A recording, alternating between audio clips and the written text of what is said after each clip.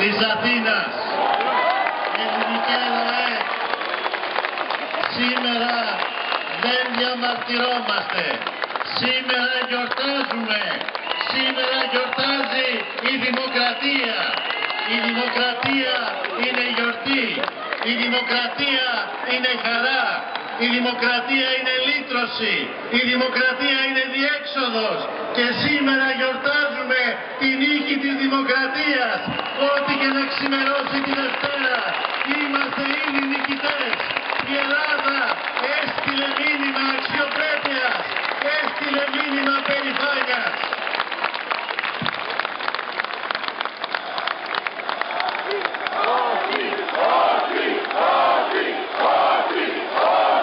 Για μια Ελλάδα περήφανη, σε μια Ευρώπη δημοκρατική. Για έναν λαό, μικρό λαό που πολεμά δίχως σπαθιά και βόλια, που πολεμά όμως έχοντας στα χέρια το πιο δυνατό όπλο από όλα τα όπλα που υπάρχουν στον πλανήτη, το δίκιο. Έχουμε το δίκιο με το μέρος μας. Έχουμε το δίκιο. Θα νικήσουμε. Κανείς δεν μπορεί αυτό να το κρύψει. Κανείς δεν μπορεί να κρύψει ότι έχουμε το δίκιο με το μέρος μας. Θέλει πολίτες της Αθήνας, ελληνικέ ΛΑΕ, θέλει αρετή και τόλμη η ελευθερία. Εμείς, εσείς, όλοι μας έχουμε και τόλμη και αρετή και είμαστε ελεύθεροι, αναπνέουμε αέρα ελευθερίας. Ό,τι και να γίνει, είμαστε οι νικητές. Θα είμαστε οι νικητές. Η Ελλάδα νίκησε. Η δημοκρατία νίκησε. Οι εκβιασμοί και οι απειλές ιτήθηκαν. Γεια σας. Καλή δύναμη. Με περηφάνεια, με αξιοπρέπεια. Το όχι θα γράψει ιστορία. Ο λαός μας θα προχωρήσει. Η Ελλάδα στην Ευρώπη της δημοκρατίας και της αλληλεγγύης. Γεια σας.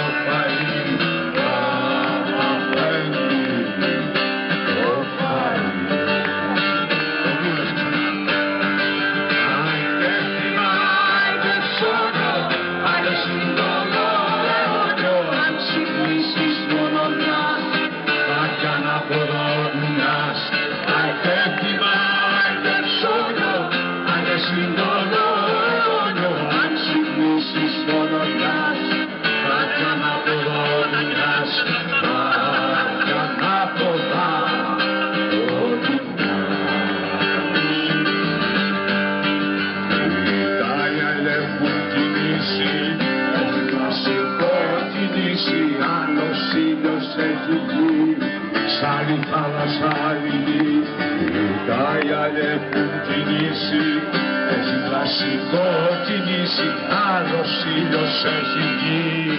Σ' άλλη θάλασσα, άλλη γη, σ' άλλη θάλασσα, άλλη γη.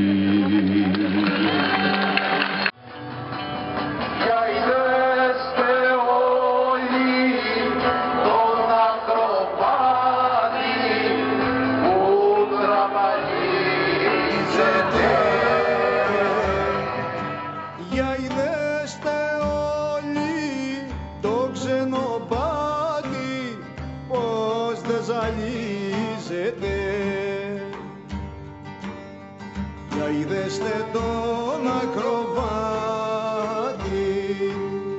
που κι όταν παίχνει γελά και ποτέ δεν κλαίει, ποτέ δεν κλαίει.